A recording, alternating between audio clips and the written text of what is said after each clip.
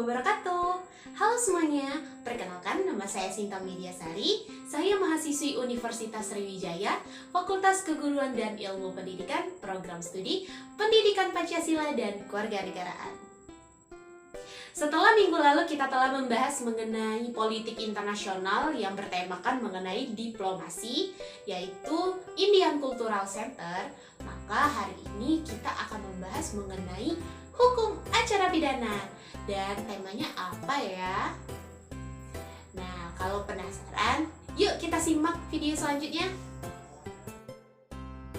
Nah teman-teman, jadi materi yang akan kita angkat pada hari ini adalah mengenai penyadapan. Dan sebelum kita memasuki materi lebih lanjut mengenai penyadapan, di sini aku ingin tanya dulu nih kepada kalian semua. Ada nggak sih di antara kalian semua yang pernah mendengar kata penyadapan ataupun mengetahui apa sih itu penyadapan? Ya, benar sekali. Penyadapan merupakan sarana teknologi yang efektif yang bisa mengungkapkan sebuah kejahatan secara sistematik seperti kejahatan korupsi, narkotika, ataupun kejahatan antar negara lainnya. Pesatnya perkembangan zaman memungkinkan untuk mengiringi berkembangnya kejahatan yang dilakukan melalui teknologi. Guna untuk mengungkapkan kejahatan melalui teknologi, maka penyadapan adalah salah satu sarana yang dapat dilakukan. Namun, pengaturan hukum mengenai penyadapan sebagai bentuk upaya paksa itu masih sangat beragam. Dan menurut KUHP, bentuk upaya paksa ini hanya meliputi penangkapan, penahanan, penggeledahan, penyitaan, dan pemeriksaan surat. Akan tetapi, kini penyadapan dilakukan untuk mengungkapkan tindak pidana khusus, misalnya seperti tindak pidana korupsi. Nah, untuk itu, kedepannya pembaruan hukum mengenai penyadapan adalah suatu keniscayaan. Hal ini kiranya didukung dengan adanya putusan NKRI 05/PUU 8/2010 yang itu pada tanggal 2 Februari 2011 yang menilai perlu adanya sebuah undang-undang khusus yang mengatur penyadapan pada umumnya, sehingga tata cara penyadapan untuk masing-masing lembaga yang berwenang itu tetap ada. Selanjutnya kita akan membahas mengenai bentuk-bentuk dari upaya paksa menurut hukum acara pidana di Indonesia. Jadi, upaya paksa ini merupakan suatu tindakan yang bersifat memaksa yang dilakukan oleh aparat penegak hukum pidana atas kebebasan seseorang ataupun kebebasan untuk memiliki serta menguasai suatu barang dan kebebasan pribadinya untuk tidak memperoleh gangguan dari siapapun.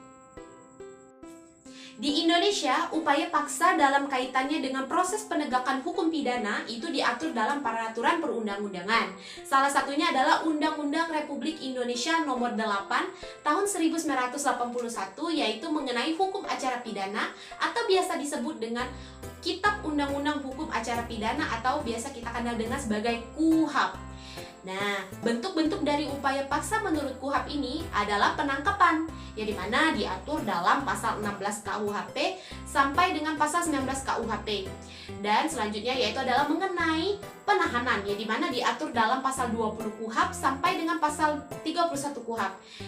Selanjutnya adalah membahas mengenai penggeledahan yang diatur dalam pasal 32 KUHP sampai dengan pasal 37 KUHP. Dan yang selanjutnya yaitu mengenai penyitaan yang diatur dalam pasal 38 KUHP sampai dengan 46 KUHP. Dalam konteks hukum pidana, penyadapan harus dilakukan dengan lawful interception atau biasa dikenal dengan penyadapan informasi secara sah, yang dimana penyadapan dan pengawasan atas aktivitas komunikasi secara sah itu harus dilakukan menurut hukum serta dilakukan oleh lembaga pemerintah yang mempunyai kewenangan yang telah ditentukan oleh peraturan tertentu kepada individu maupun kelompok. Dan kewenangan melakukan penyadapan terbatas itu pada upaya untuk mencegah dan mendeteksi kejahatan-kejahatan yang sangat berat, dengan syarat harus dipergunakan ketika metode investigasi kriminal lainnya telah ditempuh mengalami suatu kegagalan ataupun tidak ada cara lainnya yang dapat digunakan selain melakukan penyadapan. Jadi melakukan penyadapan ini adalah guna untuk memperoleh suatu informasi yang diperlukan dan harus ada alasan yang cukup kuat bahwa adanya penyadapan terdapatnya suatu bukti-bukti baru akan didapatkan serta sekaligus digunakan untuk menghukum pelaku tindak pidana. Dan harus diketahui juga hasil penyadapan yang dilakukan itu harus sesuai dengan standar operasional prosedur atau biasa dikenal dengan SOP. Nah, yang dibuktikan dengan hasil audit Direktorat Jenderal Pos dan Komunikasi Kementerian Informasi dan Komunikasi. Apabila tidak sesuai, maka hasil penyadapan itu tidak dapat dijadikan sebagai alat bukti di pengadilan. Dan sementara itu, apabila dalam proses penyadapan terjadi suatu pelanggaran dalam proseduralnya, maka hasil penyadapan tersebut dianggap tidak sah. Dan meskipun hasil penyadapan itu dilakukan oleh pihak berwenang. Hal tersebut dipertimbangkan hukum sebagaimana yang terdapat dalam putusan MKRI nomor 5 garing PUU 8 garing 2010 tanggal 2 Februari 2011 yang menunjukkan bahwa diperlukan sebuah undang-undang yang khusus yang dapat mengatur mengenai penyadapan. Hal ini mengingat peraturan tentang penyadapan masih tersebar dalam berbagai peraturan perundang-undangan. Jadi dibentuknya undang-undang tentang penyadapan ini dimaksudkan agar terciptanya sebuah kepastian dan kejelasan mengenai proses serta pelaksanaan penyadapan yang dimana sesuai dan tidak melanggar hak privasi masing-masing yang merupakan salah satu dari hak asasi manusia. Baiklah teman-teman, jadi itulah materi pembahasan kita pada hari ini mengenai hukum acara pidana, yaitu bertemakan dengan penyadapan. Semoga informasi yang saya berikan kepada kalian semua dapat bermanfaat untuk kita semua. Saya akhiri, wassalamualaikum warahmatullahi wabarakatuh. Sampai jumpa.